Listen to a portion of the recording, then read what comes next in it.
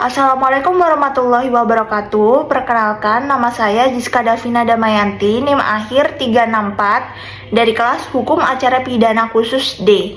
Di sini saya akan mempresentasikan mengenai tentang proses atau alur dalam sistem peradilan pidana di Indonesia menurut KUHP baru.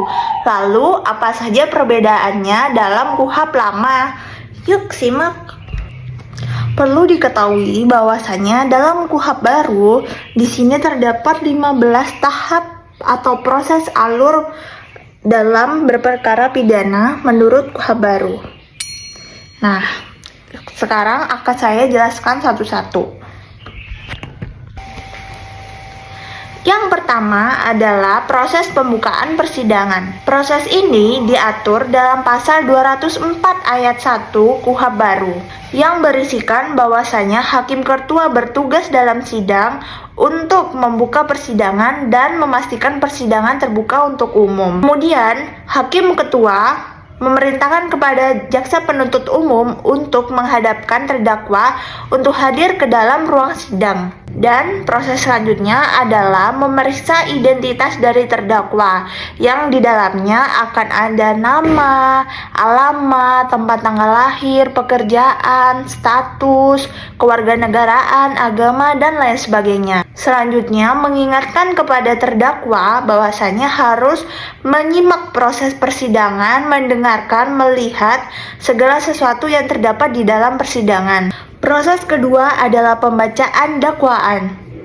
Pada tahap ini diatur dalam pasal 204 ayat 3 dan ayat 4 dalam KUHP baru. Dalam tahap ini, hakim ketua meminta kepada jaksa penuntut umum untuk membacakan dakwaan. Kemudian menanyakan kepada terdakwa apakah terdakwa paham pada setiap isi dari dakwaan tersebut. Apabila terdakwa ada yang belum paham, maka jaksa penuntut umum diberikan waktu untuk menjelaskan maksud dari isi dakwaan tersebut yang tidak dipahami oleh terdakwa. Proses selanjutnya adalah penawaran perdamaian atau restoratif justice. Dasar hukum pada tahapan ini adalah pasal 204 ayat 5 sampai ayat 9 pada KUHP baru. Dalam tahapan ini, hakim akan bertanya kepada terdakwa apakah ingin mengupayakan perdamaian kepada korban. Namun, tidak semua kasus dapat mengupayakan perdamaian. Ada beberapa syarat di mana kasus tersebut dapat mengupayakan perdamaian. Yang pertama, syarat tersebut adalah 1. Ancaman pidana penjara kurang dari 5 tahun. Kedua, terdakwa baru pertama kali melakukan tindak pidana. Ketiga, telah terjadi pemulihan keadaan seperti semula. Dan yang terakhir, tidak ada ketimpangan relasi kuasa antara terdakwa dan korban. Apabila terjadi sebuah kesepakatan perdamaian, maka akan dibuatkan sebuah surat yang berisi tentang kesepakatan perdamaian yang ditandatangani oleh terdakwa, korban, serta hakim. Dan itu menjadi pertimbangan untuk meringankan dakwaan atau bahkan sebagai timbangan pidana pengawasan. Tahapan selanjutnya adalah proses pengakuan bersalah. Tahapan ini diatur dalam pasal 205 dan 234 KUHP baru. Hakim bertugas menanyakan kepada terdakwa apakah terdakwa mau mengaku bersalah. Pengakuan bersalah oleh terdakwa dilarang dilakukan dengan cara pemaksaan atau tekanan dari pihak manapun. Apabila terdakwa mengakui atau tidak mengakui, maka akan dilakukan sebuah penyidikan yang dilakukan oleh pihak berwajib, yang dimana akan dilakukan sebuah pemeriksaan dalam waktu terpatut. Adapun syarat-syarat dari pengakuan bersalah ini terdapat pada pasal 234 KUHP baru yang isinya adalah ancaman pidana tidak lebih dari 7 tahun penjara. Kemudian terdakwa mengakui seluruh kesalahan atau seluruh dakwaannya. Yang ketiga, pengakuan diberikan secara sadar dan sukarela tanpa ada paksaan dari pihak manapun. Tahapan selanjutnya atau tahapan kelima adalah eksepsi atau perlawanan. Tahapan ini diatur dalam pasal 206 KUHP baru. Ada 3 jenis eksepsi yang dapat diajukan. Yang pertama adalah pengadilan tidak berhak menangani perkara. Kedua, dakwaan tidak dapat diterima. Yang ketiga, surat dakwaan harus dibatalkan. Tugas hakim dalam tahapan ini adalah memberi kesempatan kepada JPU atau Jaksa Penuntut Umum untuk menyampaikan pendapatnya. Kedua, mempertimbangkan eksepsi dan memberikan keputusan terhadap eksepsi tersebut. Jika eksepsi diterima, maka sidang tidak dilanjutkan. Tetapi jika ditolak, maka sidang akan dilanjutkan dan akan diproses lebih lanjut. Tahapan selanjutnya atau tahapan keenam adalah pernyataan pembukaan atau opening statement. Tahapan ini diatur dalam pasal 210 ayat 1 KUHP baru. Akan hakim dalam tahapan ini adalah memberikan kesempatan kepada JPU untuk memberikan saksi, menerangkan kronologisnya, menyampaikan penjelasan singkat dan pendapat menurut JPU atau Jaksa Penuntut Umum.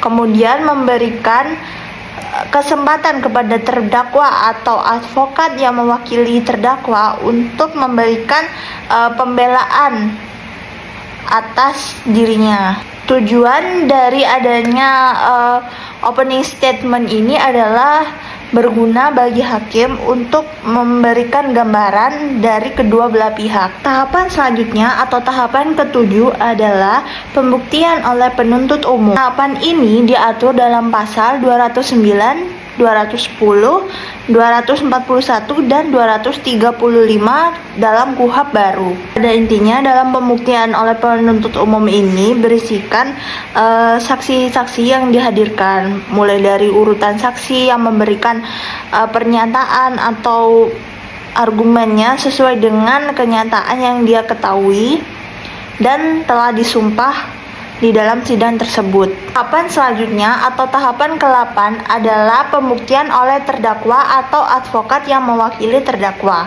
Tahapan ini diatur dalam pasal 210 ayat 8 dan ayat 9 KUHP baru. Setelah pembuktian yang diberikan oleh JPU atau Jaksa Penuntut Umum, terdakwa diberikan kesempatan untuk memberikan pembuktian juga atau dapat dibilang sebagai sanggahan atas pembuktian yang diberikan oleh JPU. Terdakwa juga diberikan kesempatan untuk menghadirkan saksi-saksi atau ahli yang dapat mendukung argumennya. Tahapan selanjutnya atau tahapan ke-9 adalah pembuktian sanggahan atau rebuttal.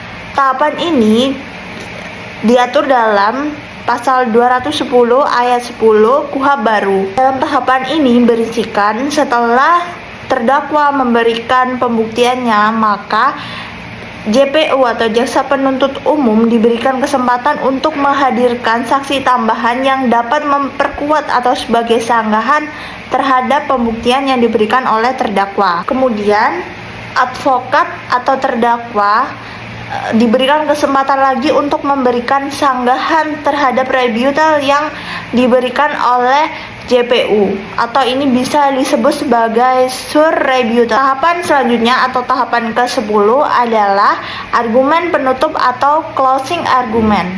Tahapan ini diatur dalam pasal 231 ayat 1 KUHP baru. Setelah seluruh kesaksian yang telah diberikan oleh kedua belah pihak alias JPU dan juga terdakwa, maka kedua belah pihak diberikan kesempatan untuk memberikan keterangan secara lisan tentang memperkuat bukti yang telah mereka berikan atau memperkuat saksi-saksi yang telah mereka hadirkan. Atau bisa dibilang bahwasannya closing argument ini adalah rangkuman dari setiap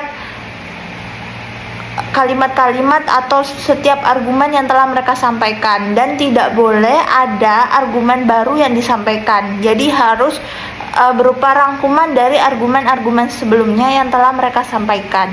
Tahapan selanjutnya adalah tahapan ke-11, yaitu tuntutan pidana. Tahap selanjutnya atau tahap ke-12 adalah pembelaan atau pledoi. Tahapan ini diatur pada pasal 231 ayat 3 dan ayat 4 dalam KUHP baru. Hakim akan memberikan kesempatan kepada terdakwa atau advokat untuk memberikan pembelaan. Pembelaan tersebut yang diberikan oleh terdakwa ini dapat disanggah atau dijawab oleh JPU atau Jaksa Penuntut Umum atau biasa disebut sebagai replik. Setelah adanya replik, maka terdakwa atau advokat diberikan kesempatan kembali untuk menyanggah perkataan atau argumen dari JPU atau biasa disebut sebagai duplik. Setiap jawaban atas pembelaan tersebut dilakukan secara tertulis. Tahapan selanjutnya atau tahapan ke-13 adalah pemeriksaan ditutup. Tahap ini diatur dalam pasal 231 ayat 5 dan pasal 232 pada KUHP baru. Tahap ini, Hakim Ketua menyatakan bahwasanya sidang telah ditutup atau pemeriksaan telah ditutup. Dalam hal ini, sidang dapat dibuka kembali diatur dalam pasal 232 ayat 1. Tahapan selanjutnya atau tahapan ke-14 adalah musyawarah majelis. Dasar hukum dalam tahapan ini adalah pasal 232 ayat 2 sampai dengan ayat 5 dan juga pasal 233 pada KUHP baru. Pada tahapan ini, musyawarah dilakukan oleh para majelis hakim yang dimana dilakukan setelah para pihak yang berkaitan meninggalkan sidang. Ruang musyawarah ini diutamakan pemufakatan bulat. Apabila tidak tercapai sebuah kesepakatan dalam musyawarah ini, maka akan diambil keputusan terbaik yang paling menguntungkan terdakwa. Dan biasanya ini tuh tergantung dengan suara terbanyak. Dan tahapan terakhir atau tahapan ke-15 adalah pembacaan putusan. Pembacaan putusan dibacakan oleh Hakim Ketua yang dimana pembacaan ini dibacakan di hari H sidang atau bisa dibacakan pada hari-hari selanjutnya, tetapi harus disampaikan kepada semua pihak terlebih dahulu. Putusan ditandatangani oleh hakim dan panitera dan segera diucapkan secara lisan. Terdapat dua jenis putusan. Yang pertama, pemidanaan jika terbukti bersalah. Jika tidak terbukti bersalah dan juga terlepas dari segala bentuk tuntutan hukum dan perbuatan yang dilakukan bukan termasuk dalam tindak pidana. Lalu ada beberapa perbedaan antara alur persidangan dalam KUHP baru dengan KUHP yang lama. Salah satu perbedaan yang sangat mencolok adalah dalam KUHP baru terdapat beberapa hal-hal baru atau tahapan-tahapan baru yang dihadirkan. Salah satunya adalah perdamaian atau restoratif justice, kemudian ada opening statement, ada rebuttal, ada closing argument yang tentunya pada KUHP lama tidak ada tahapan tersebut dalam alur persidangan tindak pidana. Selain itu, perbedaan lain yang sangat mencolok menurut saya adalah bahwasannya pada KUHP baru ini peran dari jaksa dan juga advokat ini tentunya lebih menonjol daripada pada KUHP lama, dan juga tentunya pada KUHP baru ini lebih efisien karena terdapat beberapa opsi penyelesaian yang dimana sebelum adanya persidangan yang lebih panas, maka ada tawaran lain yaitu perdamaian yang diusulkan sebelum sidang lebih lanjut. Jadi tentunya menurut saya antara KUHP lama dan KUHP baru ini sudah terdapat beberapa perbaikan atau bahkan penawaran solusi untuk melakukan adanya perdamaian antar kedua belah pihak sebelum terjadinya tahap-tahap yang lebih panas. Sekian dari saya. Wassalamualaikum warahmatullahi wabarakatuh. Apabila ada kesalahan, saya mohon maaf.